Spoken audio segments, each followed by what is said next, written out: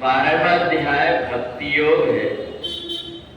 तेषाम अहम समुद्धरता मृत्यु संसार सागरा भवामी नचरात पार्थम मैया वेशित चेत।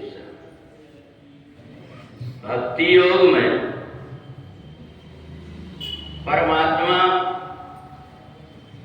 का भक्त के ऊपर विशेष कृपा होती है। ज्ञानी जो व्यक्ति होता है, तपस्वी जो होता है, वो अपने बल से परमात्मा के पास जाने की कोशिश करता है। कई प्रकार के व्रत करता है, तप करता है, अनुष्ठान करता है और परमात्मा के पास जाने के लिए होता है। परंतु भक्ति मार्ग में परमात्मा भक्त के पास आने के लिए तरसता है।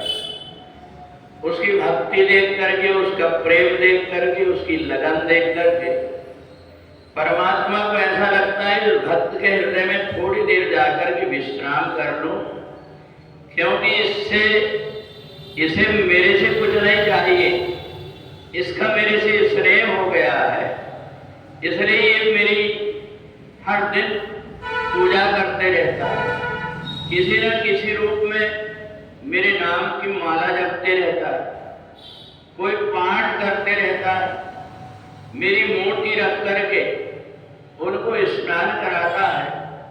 ये सारी बातें परमात्मा को बार बार लगते रहती है। और जब इधर उधर हर व्यक्ति परमात्मा को काम बताते, मेरा ये काम कर दो, मेरा वो काम कर दो, तो परमात्मा उधर ध्यान नहीं देते, क्योंकि परमात्मा सब कुछ दे सकते हैं, परंतु देते वही है जो हमारे भाग्य में बना हुआ है। समय से पहले और भाग्य से ज्यादा किसी को भी कभी नहीं मिलता। और इसलिए कई व्यक्ति निराश हो जाते हैं, पूजन करने वाले हमने इतना किया, हमको कुछ मिला नहीं। और इसलिए परमात्मा कहते हैं कि मेरा तुमसे व्यवसाय का नाता नहीं, मेरा तुमसे प्रेम और श्रद्धा का नाता है। तुम्हारे पूजन नहीं करने से भी परमात्मा को कोई फर्क नहीं पड़ता, परंतु यदि तुम पूजन करते हो और परमात्मा का ध्यान करते हो तो तेषाम अहम समुद्धरता, ज्ञानी व्यक्ति का उद्धार होगा कि नहीं होगा, तपस्वी व्यक्ति का उद्धार होगा कि नहीं होगा, ये तो नहीं कह सकते, परंतु भक्ति करने वाले का उद्धार मेरे द्वारा निश्चित रूप से होगा। ये काम मेरा है। तेषाम अहम समुद्धरता, भक्ति करने वाले व्यक्ति का उद्धार परमात्मा को करना ही करना है, ये परमात्मा की प्राथमिकता होती है। इसलिए भगवान ने अर्जुन से कहा, संसार में ज्ञानी बहुत मिल जाएंगे पर उनके पीछे अभिमान लग जाता है, तपस्वियों के पीछे भी बहुत सारे विकार उत्पन्न हो जाते, रिद्धि सिद्धि के चक्कर में पड़ जाते।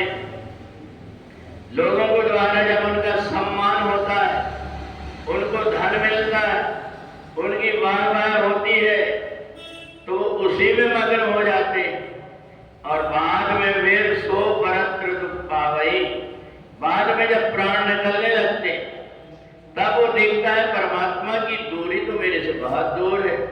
तब उसको समझ में आता है कि परमात्मा को प्रपंच पसंद नहीं है, परमात्मा को जो पसंद है उससे मैं दूर हो गया, इसलिए परमात्मा दूर खड़े हो गए।